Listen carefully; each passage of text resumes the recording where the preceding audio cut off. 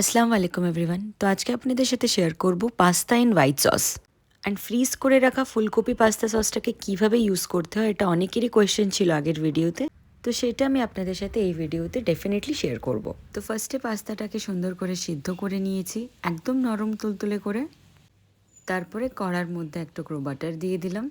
বাটারটা মেল্ট হওয়ার সাথে সাথে ওটাতে 2 চামচ মতো মিল্ক পাউডার দিয়ে দিয়েছি। আর এর মধ্যে দিয়ে দিয়েছি একটু আমুল মিল্ক। আর এর মধ্যে দিয়ে দিয়েছি একটু অরিগ্যানো আর পাপরিকা। আমার কাছে চিলি ফ্লেক্স ছিল না, ওই জন্য একটু চিলি গুঁড়াই ইউজ করে নিলাম। তারপরে এর মধ্যে দিয়ে দিলাম একটা পেপার চিজ। আর তারপরে আগের থেকে ফ্রিজ করে রাখা সেই ফুলকপির এই পাস্তা সসটা। এমন একটা ক্রিমি টেক্সচার আসার পর এর মধ্যে আগে থেকে সিদ্ধ করে রাখা পাস্তাটা ঢেলে দিয়েছি। আর সব কিছুকে সুন্দর করে মিক্স করে নেওয়ার পর এর উপর দিয়ে একটু গোলমরিচ গুঁড়া দিয়ে দিয়েছি। আর হালকা করে একটু সিজনিং ছড়িয়ে দিয়েছিলাম। And see, the most creamy and cheesy pasta in white sauce is ready.